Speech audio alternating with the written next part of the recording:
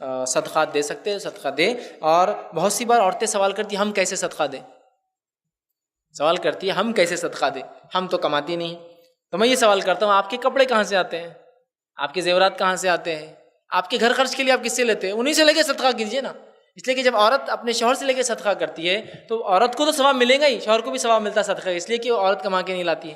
تو عورتیں بھی صدقہ کریں. ہمارے ماحول میں عورتوں نے صدقے کا رواج چھوڑ دیا. نبی اکرم صلی اللہ علیہ وسلم کے زمانے کا واقعہ صحیح بخاری کی روایت ہے. حضرت بلال فرماتے کہ اللہ کے رسول نے عید کے اندر خطبے میں عورتیں آئی عیدگاہ میں، اور اس کے بعد آپ نے مردوں کو خطاب کیا. سسٹم تو نہیں تھا مائک اس طرح کا. پھر آپ عورتوں میں گئے، وہاں عورتوں کو آپ نے خطاب کیا اور ان کو کہا میں نے تمہیں جہنم میں زیادہ دیکھا ہے لہٰذا تم زیادہ صدقہ کرو.